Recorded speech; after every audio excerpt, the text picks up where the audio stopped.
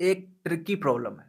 तो आइए पहले प्रॉब्लम को समझते हैं। देखिए, यहाँ पर आपको गिवन एक बेंड ट्यूब जिसके अंदर वाटर है और साथ ही यहाँ पर एक एयर बबल ट्रैप्ड है। ये आप देख पा रहे होंगे। नाउ इस सिस्टम को हॉरिजॉन्टली मूव कराया जा रहा है, इधर या फिर इधर, ये आपसे पूछा गया है।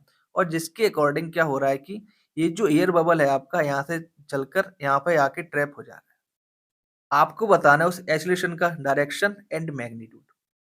आई होप प्रॉब्लम आपको क्लियर है। अब इस प्रॉब्लम को करने से पहले हम लोग एक कॉन्सेप्ट समझते हैं ताकि ये प्रॉब्लम्स आती इस तरह की और भी बहुत सारी प्रॉब्लम्स को आप आसानी से सॉल्व कर पाओ। आई होप आपको एक बात पता होगी क्या? तो मान लेते हैं पहले ये आपके पास एक बीकर है, इसमें वाटर भरा हुआ है, राइट? अब यदि आप ध्यान दो तो जी का डायरेक्शन किधर है? ये। तो जो वाटर की सरफेस है ना, जो प्लेन बनाएगी वो इस जी के क्या होगा? परपेंडिकुलर होगा। ये बात क्लियर है। नाउ इसी बीकर को मैं यदि ए एक्सीलरेशन से इधर खींचना शुरू कर दूं तो आपको क्या दिखेगा? आपने देखा होगा कि आपको कुछ ऐसा लेवल दिखेगा, ठीक है? नाउ अब ये लेवल ऐसा क्यों हो रहा है? तो ज़ाहिर-सी बात है, अब जो जी इफेक्टिव है उसकी वैल्यू चेंज हो गई है। तो ये जो वाटर है क्या महसूस कर रहा है? देखिए, वाटर पे एक तो लग रहा है इधर फोर्स जी।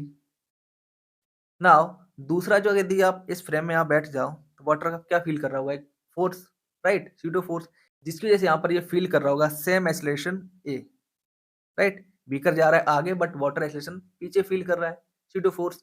यदि आप इनर्शियल फ्रेम से देख रहे हैं तो ये इनर्शिया की वजह से फील कर रहा होगा, राइट? सो नाउ अब यदि आप यहाँ पर ध्यान से देखो तो जी इफेक्टिव किधर आ चुका है? जी इफेक्टिव आपका ये हो गया है, राइट? नाउ यहाँ पर आता है ट्विस्ट। तो ये जो जी इफेक्टिव है और ये जो वाटर सरफेस है, अब क्या होगा फिर से आपस में? परपेंडिकुलर। ये आपका जी इफेक्टिव हो गया। एक बात क्लियर है? यहाँ पर यदि आप ध्यान से देखो तो आप एक और रिजल्ट को ड्राइव कर सकते हो। क्या? जब भी ऐसा होगा कि 2 लिक्विड होंगे, ठीक है? एक लिक्विड मान लेते हैं 1, एक लिक्विड सेकंड, ठीक है?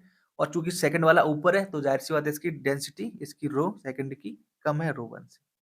आप इसको इस बीकर को आगे इधर लेके जाओगे, ठीक है? तो जो हायर डेंसिटी का है वो किधर जा रहा है देखो? इस तरफ शिफ्ट हो रहा है, हायर डेंसिटी का, ठीक है? और जो लोअर डेंसिटी का है उसकी टेंडेंसी इस एक्सेलरेशन के डायरेक्शन में ही चलने की है, ठीक है? तो यानी कि रो 2 इधर है तो इधर जाना चाहिए। बात क्लियर है? नाउ यहाँ पर आपका जो ये लिक्विड था, ठीक है? यहाँ पर देखिए सेटअप में आपका लिक्विड ये वाटर है। अब ध्यान से देखो ये जो आपका बबल है किधर शिफ्ट हो रहा है? इस डायरेक्शन में। तो यहाँ पर आप एक कंक्लूजन निकाल सकते हो कि जो आपका एक्सेलरेशन होगा किधर होगा? इस डायरेक्शन में।